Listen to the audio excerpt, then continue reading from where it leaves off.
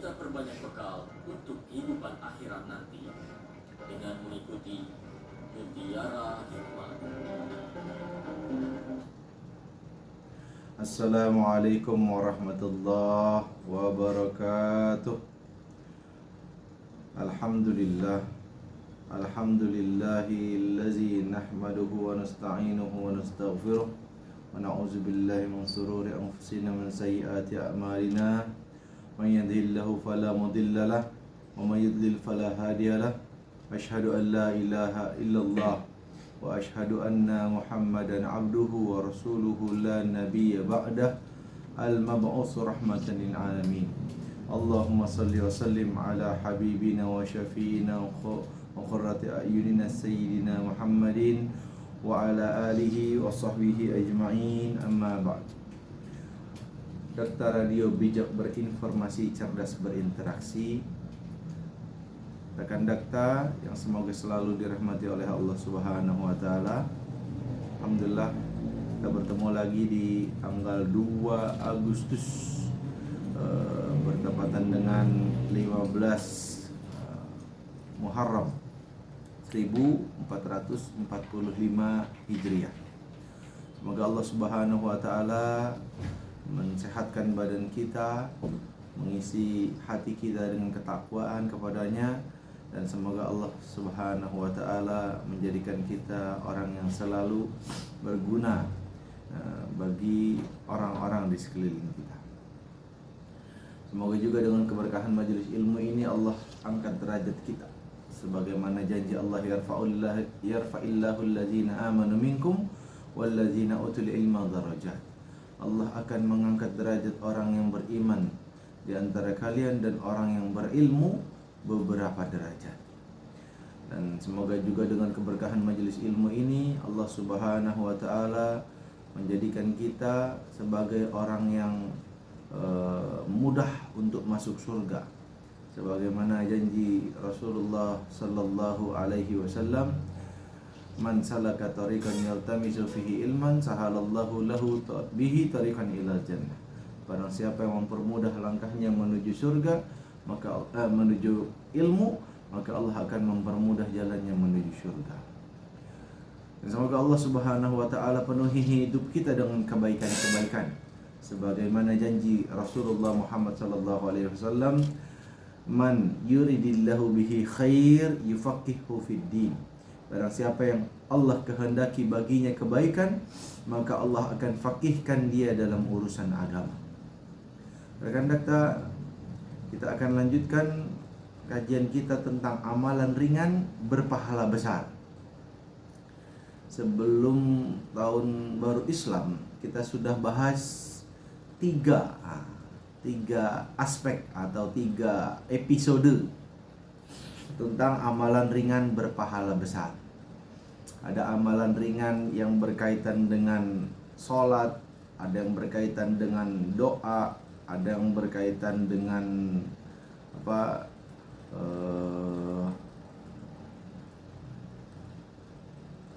ada yang berkaitan dengan bacaan Al-Quran. Pada kesempatan kali ini kita akan bahas tentang lanjutannya, amalan ringan berpahala besar, tapi yang berkaitan dengan amal fisik dan amal yang berkaitan dengan harta. Jadi lengkap tuh, baca Quran, sholat, doa, amal fisik dan harta. Nah, Allah Subhanahu wa taala menjadikan setiap bagian dari hidup kita potensi untuk mendapatkan pahala, potensi untuk dekat kepada surga. Allah Subhanahu wa taala jadikan setiap bagian dari hidup kita ada peluang untuk meraih ridho Allah Subhanahu wa taala. Nah, di antaranya adalah amal yang berkaitan dengan fisik dan harta. Kita akan bahas tentang 8 amalan ringan berpahala besar bagian keempat. Yang pertama, pezina memberi minum anjing diampuni dosanya. Berarti poin pertama adalah memberi minum makhluk Allah siapapun itu. Dalam sebuah hadis dikatakan, yang artinya pada setiap yang bernyawa ada pahala. Pada setiap yang bernyawa ada pahala. Hatta tumbuhan. Bahkan tumbuhan sekalipun. Kalau kita siram, lalu tumbuhan itu tumbuh, ya, tidak mati, kita dapat pahala. Memberi makan hewan, memberi makan kucing, memberi makan kerbau, sapi, berpahala. Memberi makan burung, berpahala. Nah, bahkan ekstrimnya orang yang melakukan pekerjaan dosa besar sehari-hari, yang menjadi pekerjaan mereka adalah dosa besar pun, ya, ketika memberi minum anjing, memberi minum, ini bayangin yang melakukan perbuatan sederhana ini adalah seorang pezina, melakukan dosa besar setiap harinya, bisa jadi sehari berkali-kali. Dan yang ditolong adalah anjing yang merupakan binatang yang dalam mazhab Syafi'i disebut najis mughalazoh, air liurnya. Tapi betapapun hinanya najis itu, betapapun besarnya dosa perempuan itu yang melakukan perbuatan zina sehari-hari karena pekerjaannya sebagai pezina, betapapun kondisi mereka, ketika mereka si perempuan tadi berusaha untuk mendatangi kebaikan, memaksimalkan potensi dan peluang kebaikan, maka dosanya diampuni oleh Allah Subhanahu wa taala. Hadisnya adalah dari Abu Hurairah, an Abi Hurairah radhiyallahu anhu. Qala Nabi sallallahu alaihi wasallam, berkata Abu Hurairah bahwa Rasulullah Muhammad sallallahu alaihi wasallam bersabda,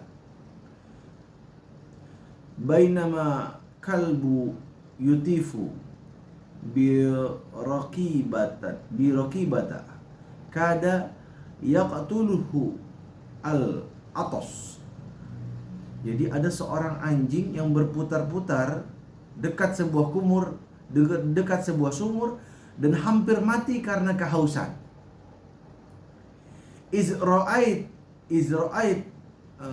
Izra'aitahu ba'iyun min baghaya Bani Israel. Lalu seorang perempuan pezina dari pezina Bani Israel. Di Bani Israel ada banyak pezina, di antaranya ada satu pezina, seorang perempuan ini yang diceritakan. Fanaza'at muqaha. Lalu perempuan itu melepaskan sepatunya. Karena biasanya orang zaman dulu ngambil air itu ya nggak kayak kita zaman sekarang pakai ember. Ya pakai apa yang mereka punya, pakai kantong air, pakai sepatu. Ya. Fanaza'at muqaha fastaqathu faghufira laha bihi. Lalu dia memberikan minum kepada anjing itu dengan sepatu yang diambil airnya itu, maka Allah mengampuninya karena itu. Nah, hadis ini memberi motivasi positif buat kita untuk selalu memaksimalkan amal soleh, untuk tidak menyia-nyiakan potensi kebaikan. Jangan disalahpahami bahwa seolah-olah hanya dengan memberi minum anjing lalu kita boleh untuk melakukan perbuatan dosa. Bukan begitu pemahamannya. Karena hadis ini sering digunakan dan sering dikutip oleh kalangan liberal untuk mengatakan bahwa gak masalah maksiat, dosa, kan tinggal ngasih minum anjing, selesai. Jadi mereka menggunakan hadis ini untuk meremehkan, untuk meremehkan maksiat, untuk meremehkan dosa.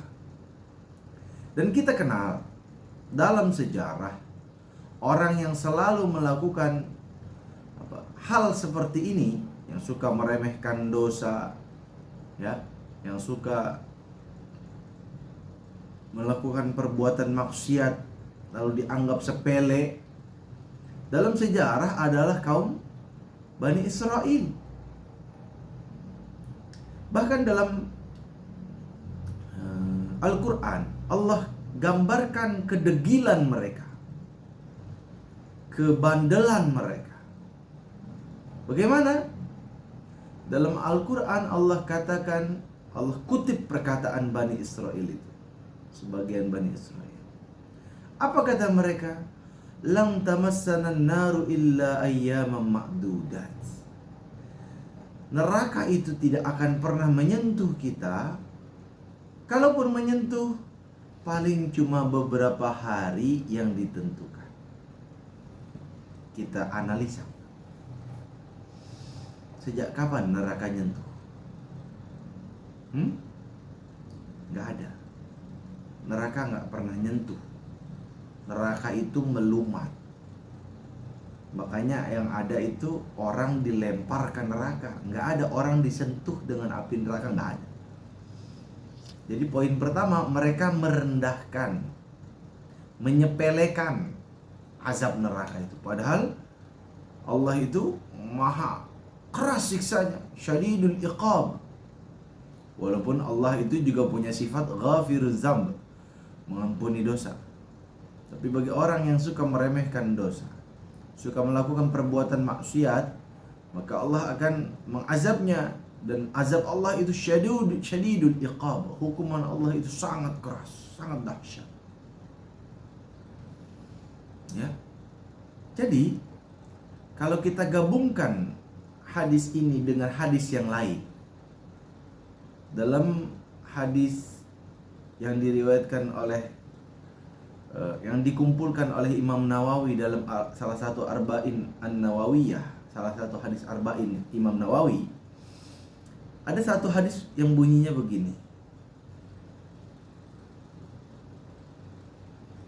Ittaqullaha haitsuma kuntum. Bertakwalah kepada Allah dimanapun kalian berada. Wa atbi'is sayyi'atal hasanata tamhuha. Dan iringilah perbuatan buruk itu dengan perbuatan baik, maka perbuatan baik itu akan menghapus dosa-dosa. Wa khuluqin nasa bi khuluqin hasanin. Dan pergaulilah manusia, berakhlaklah dengan manusia dengan akhlak yang baik.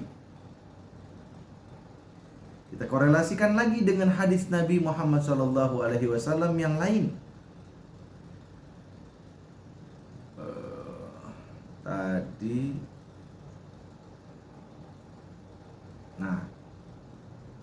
Cuma saya lupa nih redaksi bahasa Arabnya. Tapi dikatakan, tidaklah dianggap bertaubat orang yang tidak bertambah ketaatannya setelah dia bertaubat. Ya, tidaklah dianggap bertaubat orang yang tidak bertambah ketaatannya setelah bertaubat. Jadi kalau kita gabungkan nih hadis tentang pezina yang memberi minum anjing tadi dengan hadis tentang mengiringi perbuatan buruk dengan perbuatan baik, kita gabungkan lagi dengan hadis tentang taubat lalu diiringi perbuatan baik, kita bisa paham bahwa maksud dari hadis seorang pezina yang diampuni dosanya, ya, kemungkinan besar bahwa pezina ini dalam konteks sudah bertaubat, ya, dalam konteks sudah bertaubat. Lalu dia perbaiki hidupnya, dan amal soleh yang pertama kali dilakukan oleh pezina ini adalah bukan pezina lagi kalau udah bertobat, ya. Oleh orang yang taubat ini, ya, adalah memberi minum anjing. Nah, karena lempengan itu yang pertama, maka itulah yang dijadikan oleh Allah Subhanahu wa taala sebagai penghapus dosa bagi si pezina tadi, yang dulunya pezina. Jadi kalau kita korelasikan dengan hadis-hadis yang lain, kesimpulannya ya begitu. Kesimpulannya karena dia bertaubat dan amal soleh yang pertama kali adalah ngasih minum anjing, maka amal soleh itu yang digunakan oleh Allah untuk mengampuni dosanya. Ya, karena orang berbuat baik setelah bertaubat itu tuntutan, konsekuensi. Di antara hadis yang tadi yang lain adalah tidak dianggap bertaubat orang yang ketika setelah bertaubat pakaiannya tidak berubah. Pakaiannya harus lebih baik, lebih nutup aurat. Tidak dianggap bertaubat orang yang bertaubat ketika setelah bertaubat temannya tidak berubah. Ya, kalau temannya sama-sama masih masih juga suka mabok-mabok, suka minum khamar, suka judi, udah tobat masih aja temenan sama orang kayak begitu, niat dakwah enggak, ya berarti belum tobat itu namanya. Kayak yang dibilang sama Ustaz Abdul Somad, yuk judi yuk, yuk mabuk yuk, enggak gue udah tobat, gue yang bayarin, ayo. Begitu ceritanya, ya. Karena kalau dalam sebuah hadis yang lain dikatakan almar'u ala dini khalili, seorang itu tergantung agama temannya. Kalau temannya suka maksiat, sedikit banyaknya dia pengaruh. Kalau temannya suka taat, sedikit banyaknya juga terpengaruh. Jadi yang pertama, amalan ringan berpahala besar adalah kita melakukan amal soleh sekecil apapun, termasuk memberi minum seorang anjing. Bahkan seorang anjing dikasih minum sama pezina menyebabkan dia diampuni dosanya oleh Allah Subhanahu wa taala. Jadi clear ya. Jadi ini konteksnya adalah taubat yang diiringi dengan amal soleh. Kalau orang kagak ngapa-ngapain, ya emang setiap hari zina, lalu dia ngasih makan anjing, lalu zina lagi dan seterusnya, nggak ada konteks taubatnya, lalu dengan apa dia mau diampuni oleh Allah Subhanahu wa taala? Nggak masuk akal. Ya. Jadi apa yang dihembuskan oleh orang-orang liberal itu adalah omong kosong. Ya. Subhat mereka omong kosong. Yang kedua, amalan ringan berpahala besar, yaitu berinfak setiap pagi. Dari Abu Hurairah radhiyallahu anhu bahwa Nabi Muhammad sallallahu alaihi wasallam bersabda. Ini hadis riwayat Imam Bukhari Muslim. Tadi juga sama, Imam Bukhari Muslim yang pertama tadi. Tidak satu hari pun ketika seorang hamba melewati paginya kecuali akan turun dua malaikat kepada dia. Lalu salah satunya berkata, "Ya Allah, berikanlah pengganti kepada siapa yang menafkahkan hartanya." Malaikat yang satu lagi bilang, "Ya Allah, berikanlah kehancuran kepada orang yang menahan hartanya karena bakhil." Ya. Dulu saya punya komunitas. Komunitas saya namanya Berkah. Dulu Berkah itu namanya singkatan dari berbagi sedekah. Tapi di kemudian hari berganti jadi berjamaah bersedekah. Intinya yang ada di komunitas itu punya komitmen untuk selalu bersedekah setiap hari. Nggak peduli berapa, mau gopek, mau 1000, mau goceng, mau ceban, mau berapapun, nggak peduli. Yang penting sedekah. Ini karena hadis ini Allah memberikan pengganti bagi siapa yang menafkahkan hartanya. Jadi orang yang dermawan. Sebaliknya, orang yang tidak memberikan hartanya, tidak mau berinfak, didoakan kehancuran oleh malaikat. Yang doa malaikat. Tapi menahan hartanya karena bakhil. Bukan menahan harta karena lagi nabung. Beda konteks. Orang mau beli rumah, ya pasti nabung. Nggak semua orang gajinya 1 bulan 5 triliun. Pasti nabung. Nah ketika nabung, ya uang tabungan itu otomatis diamanin. Nah kalau uang tabungan itu nggak diutak-utik, bukan berarti dia pelit, tapi karena emang lagi nabung. Beda konteksnya sama ayat yang hadis yang dibaca tadi. Hadis yang dibaca tadi itu konteksnya bagi orang yang bakhil, pelit. Jadi kalau kita mau dapat pahala besar, amalan sederhana, ini sedekah setiap hari. Nggak peduli berapa aja. Kalau kita punya harta banyak, sedekah banyak. Punya harta dikit, sedekah semampunya. Yang penting sedekah. Yang penting istiqomah. Ya. Amalan yang paling dicintai di sisi Allah adalah madama wa inqala. Amalan yang istiqomah, dawam, terus menerus, wa inqala, walaupun sedikit. Sedekah 1 juta, bagus. Tapi nggak sedekah lagi, kurang bagus. Sedekah 1000, bagus. Apalagi setiap hari, lebih bagus daripada sedekah 1 juta tapi nggak sedekah lagi. Ya, karena bukan jumlahnya yang Allah mau tahu, tapi keikhlasan kita saat bersedekah.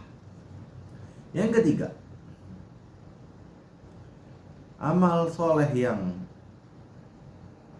ringan dan berpahala besar adalah menjenguk orang sakit. Menjenguk orang sakit. An Abi Hurairah, dari Abu Hurairah. 3 hadis ini dari Abu Hurairah semua. Sahabat Nabi yang luar biasa, semangat belajarnya. Dari Rasulullah Muhammad SAW. Rasul bersabda, wahai anak Adam, aku sakit, kata Allah. Jadi ini hadisnya hadis qudsi. Bukan ayat Al-Quran, tapi bukan hadis Nabi juga. Apa bedanya hadis qudsi dengan Al-Quran? Kalau Al-Quran itu firman Allah yang diredaksikan, yang disampaikan kepada Nabi Muhammad, redaksinya dari Allah, maknanya dari Allah. Kalau hadis qudsi, firman Allah yang disampaikan oleh Nabi Muhammad dengan redaksi Nabi Muhammad, tapi maknanya dari Allah. Kalau hadis Nabi, redaksinya dan maknanya dari Nabi Muhammad. Tapi baik hadis Nabi, hadis qudsi maupun Al-Quran, semuanya dalam konteks wa ma yantiqu anil hawa in huwa illa wahyu yuha.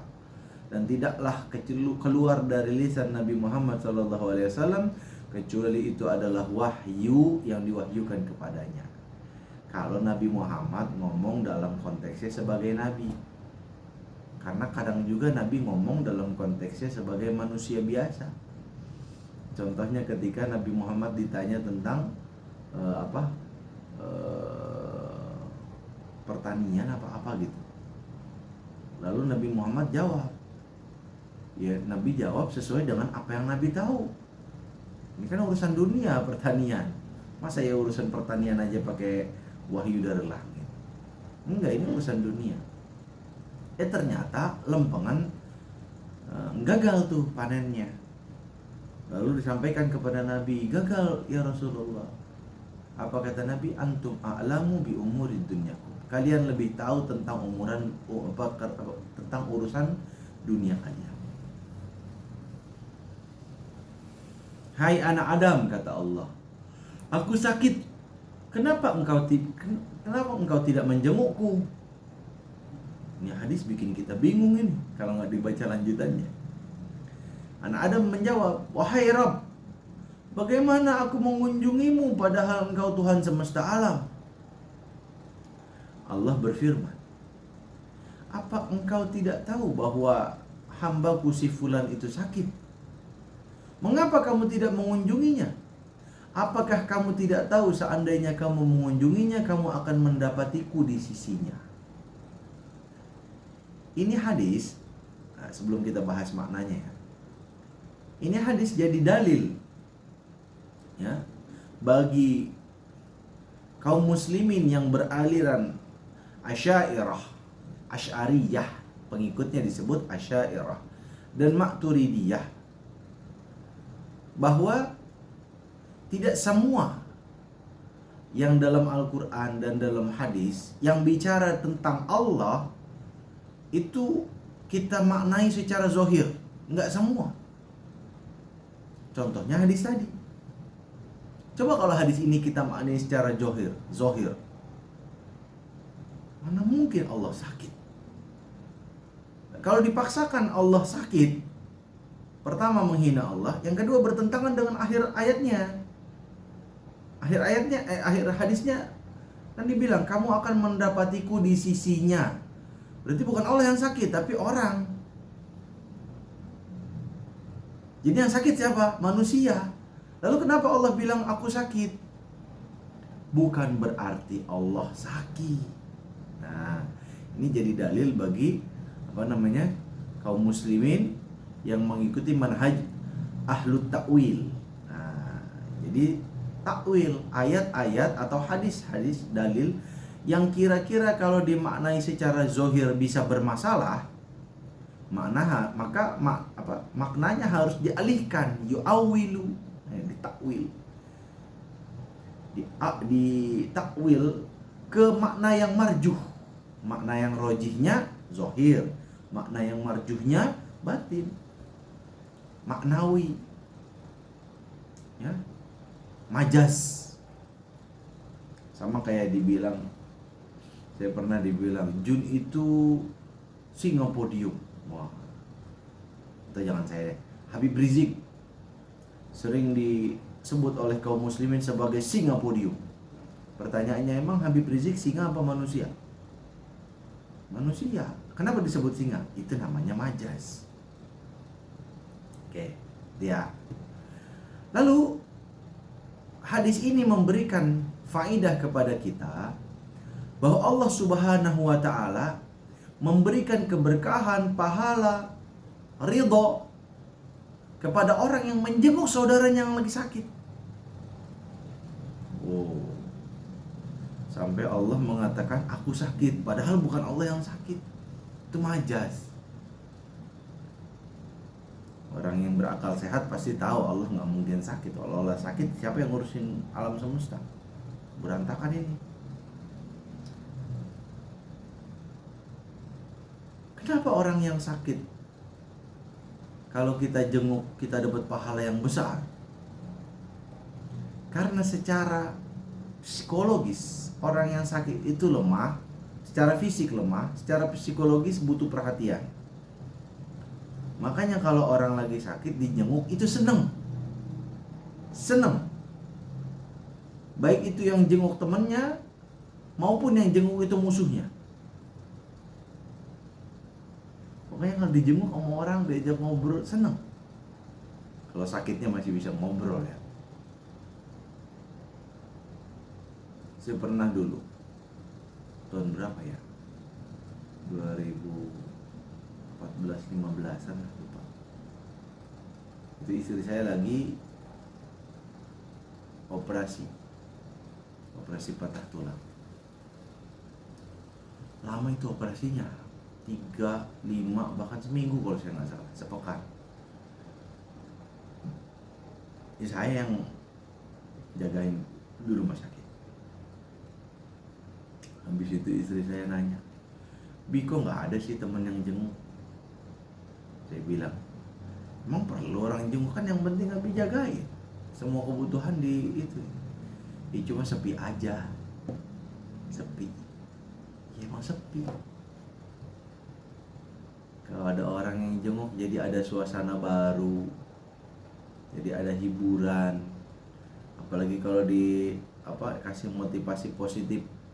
Teman saya juga sakit kayak begini nih, tapi alhamdulillah nggak lama sembuh. Gitu. Motivasi positif. Orang yang jenguk orang sakit juga ada adabnya. Jangan mentang-mentang jenguk orang sakit dapat pahala tapi asal wae ngomong. Ya walaupun benar kagak semuanya harus diomongin. Misalnya penyakit tertentu, entah gagal ginjal, entah apalah penyakitnya. Dulu kita lihat ada teman kita penyakit yang sama meninggal nggak lama. Kita omongin, waduh, kasihan malah meninggal karena omongan kita jadinya, karena dipikirin. Ya. Lebih dari itu, menjenguk orang sakit itu pahalanya didoakan 70.000 malaikat. Masya Allah. Ini hadisnya riwayat Imam Tirmizi. Statusnya hadis hasan. Ayo, hadis hasan itu apa? Hadis yang memenuhi 4 syarat dari 5 syarat hadis sahih. Kalau hadis sahih 5 syarat. Kalau hadis hasan cuma 4 syarat. Satu syaratnya tidak terpenuhi, yaitu syarat dobit. Hafalannya kurang dobit. Orang bacanya kayak baca Al-Fatihah lancarnya, tapi ini kurang dobit, maka turun dari sahih jadi hasan. Tapi hasan maupun hasan ataupun sahih, dua-duanya hadis makbul, bisa diterima. Dari Ali bin Abi Thalib radhiyallahu an, beliau berkata, aku mendengar Nabi Muhammad SAW bersabda yang artinya, tidaklah seorang muslim menjenguk muslim yang lainnya pada pagi hari kecuali akan didoakan oleh 70.000 malaikat sampai sore hari. Yang doa malaikat nggak main-main, 70.000, teksnya jelas. Sab'una alf malak. Lanjutannya, jika dia menjenguknya pada sore hari, maka dia akan didoakan oleh 70.000 malaikat sampai pagi hari. Dan dia akan mendapatkan kebun di surga nanti. Masya Allah. Kita mah di dunia dikasih kebun aja, mau orang senangnya kayak bentau. Ini udah dikasih kebun, ntar di surga, ih, mantap. Ini kalau kata anak-anak zaman sekarang, mantap. Yang keempat, amalan ringan berpahala besar. Setiap ketaatan kepada Allah adalah jihad. Taat nih kita kepada Allah, jihad itu. Dari Fadalah bin Ubaid, sahabat Nabi, Rasul bersabda yang artinya, Al-mujahidu, orang mujahid itu adalah man jahada nafsahu fi ta'atillah, orang yang memerangi hawa nafsu dalam taat kepada Allah. Masya Allah, Masya Allah. Yang kelima, jadi yang keempat, kalau kita taat kepada Allah, itu adalah jihad. Yang kelima, mengajak kepada kebaikan dapat pahala dari orang yang ngerjain. Kita ngajak orang yang ngerjain karena ajakan kita dapat pahala dia ngerjain tanpa mengurangi pahala dia. Mandalla ala khairin falahu mislu ajri fa'ili. Dari Anas bin Malik, Rasul bersabda, sungguhnya orang yang menunjukkan kepada kebaikan sama seperti orang yang melakukannya.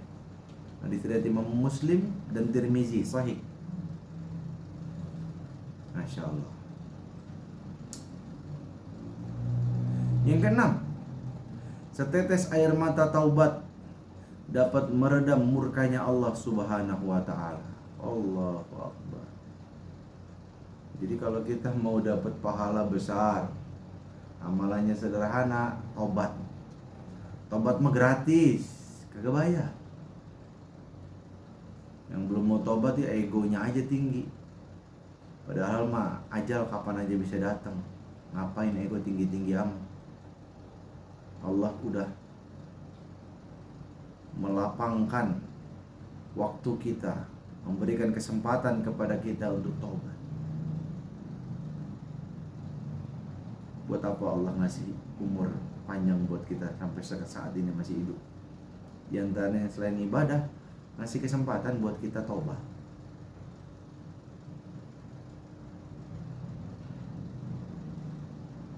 Dalam hadis riwayat Imam Tirmizi, statusnya hasan, dari Abu Umamah, Rasul bersabda yang artinya, tidak ada sesuatu yang dicintai oleh Allah Subhanahu wa ta'ala kecuali 2 tetes air dan 2 bekas. Apa 2 tetes air? Tetesan air mata takut karena Allah, dan tetesan darah yang tertumpah di jalan Allah, syahid. Taubat, syahid. Dan 2 bekas, apa bekasnya? Bekas karena di jalan Allah, dan bekas karena melaksanakan kewajiban Allah. Bekas karena di jalan Allah, maksudnya apa? Kaki kita jadi luka-luka karena jihad. Nah, luka-lukanya itu dicintai oleh Allah Subhanahu wa taala.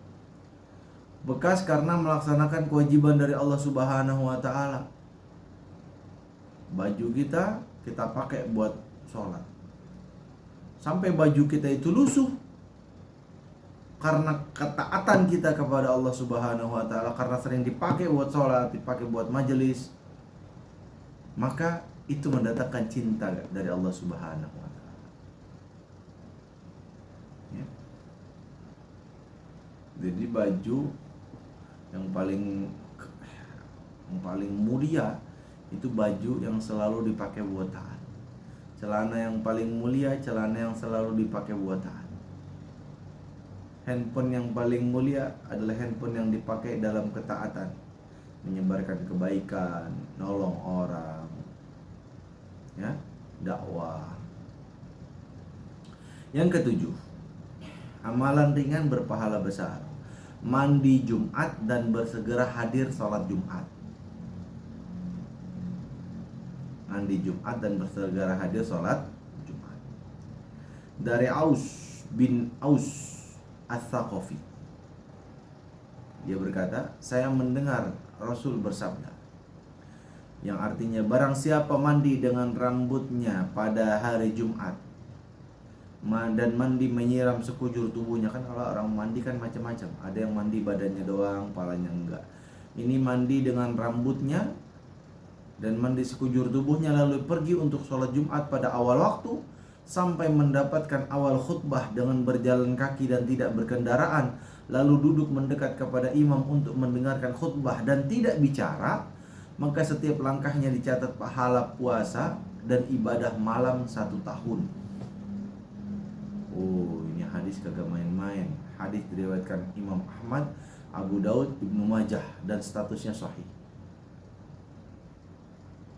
Satu lagi dari Abu Hurairah, bahwa Rasulullah Muhammad SAW bersabda, barang siapa yang mandi pada hari Jumat sebagaimana mandi junub, mandi janabah, yang tadi dibilang tuh mengguyur kepala dan seterusnya, lalu berangkat menuju masjid, maka seolah-olah dia berkurban seekor unta. Barang siapa yang datang pada kesempatan kedua, maka seolah-olah dia berkorban seekor sapi. Barang siapa datang pada kesempatan ketiga, maka dia seolah berkurban seekor kambing yang bertanduk. Barang siapa yang datang pada kesempatan keempat, maka seolah berkurban seekor ayam. Barang siapa yang datang pada kesempatan kelima, maka seolah berkurban sebutir telur. Dan apabila imam sudah keluar untuk berkhutbah, maka para malaikat hadir mendengarkan zikir, maksudnya mendengarkan khutbah tersebut. Banyak yang keliru ya. Orang banyak yang memahami sapi, apalagi tadi, unta, sapi, kambing itu terkait baris. Padahal bukan masalah baris, masalah waktu. Kan di sini kan saat. Jadi yang datang paling awal itu konteksnya waktu paling awal. Jadi ada waktu kedua, waktu ketiga, waktu keempat, dan seterusnya. Ya, kita nggak tahu lah pembagian waktunya itu kayak gimana. Tapi yang jelas intinya, yang paling awal dapat pahala paling besar. Yang kedua agak kecil sedikit. Ketiga lebih kecil lagi, dan seterusnya. Yang kedelapan, berwudu menghapus dosa. Dari Abu Umamah berkata, Rasul bersabda, yang artinya, bila seorang muslim berwudu, dosa-dosanya keluar dari pendengarannya, penglihatannya, kedua tangannya, dan kedua kakinya. Bila ia duduk dalam keadaan telah diampuni. Masya Allah, luar biasa keutamaan wudu. Tapi ingat, dosa yang di sini dosa kecil ya. Dosa besar harus taubat tetap, kagak bisa. Ada hadis lain tentang melebihkan basuhan wudu dari Abu Hurairah. Lalu ia berwudu dan berkata, aku mendengar Nabi Muhammad bersabda, sesungguhnya umatku akan dia hadirkan pada hari kiamat dengan wajah yang berseri-seri karena sisa wudu. Maka barang siapa di antara kalian yang mampu memanjangkan cahaya wajah kalian, maka lakukanlah. Terkait hal ini saya pernah membaca perbedaan pendapat para ulama. Apa yang dimaksud dengan memanjangkan cahaya wajahnya. Nah, ya. Sebagian ulama mengatakan memanjangkan cahaya wajah ya berarti memanjangkan basuhannya, semakin panjang basuhannya semakin panjang gitu. Tapi jangan sampai wudu juga, jangan sampai berlebihan. Nah, sampai wudu basuh tangan sampai ketek itu berlebihan, wudu. Basuh kaki sampai selangkangan semua, itu wudu berlebihan. Jadi dilebihin sedikit, misalnya sampai siku nih, dilebihin sedikit. Kalau konteks mazhab Syafi'i itu ikhtiyati, hati-hati, itu lebih aman. Tapi sebagian ulama ada yang mengatakan bahwa yang dimaksud panjangin itu ya sampai batas yang dikehendaki oleh syariat, itu yang dimaksud. Ya. Oke, mungkin itu yang bisa kita sampaikan pada kesempatan kali ini. Semoga Allah Subhanahu wa Ta'ala menjadikan kita sebagai orang yang mudah melakukan amal yang ringan dan berpahala besar, ya, khususnya yang berkaitan dengan fisik dan berkaitan dengan amal yang baru kita bahas sekarang. Jadi ada 4 kategori itu: bacaan Al-Quran, lalu bacaan Al-Quran, lalu sholat, lalu apa lagi tuh yang kemarin, doa. Nah, yang sekarang adalah amalan berkaitan dengan fisik dan berkaitan dengan fisik dan harta. Yang mungkin itu yang bisa kita bahas pada kesempatan singkat ini. Bila ada rekan dapta yang ingin mengajukan pertanyaan atau berdiskusi lebih lanjut, bisa hubungi saya di nomor WhatsApp 0857 8147 9544. 0857 8147 9544 itu nomor WhatsApp ayam negeri saya. Nah, saya Junaidi Putra undur diri dari ruang dengar Anda. Kita tutup dengan hamdalah, alhamdulillahirabbil alamin, subhanakallahumma bihamdika asyhadu an la ilaha illa anta astaghfiruka wa atubu ilaik. Assalamualaikum warahmatullahi wabarakatuh.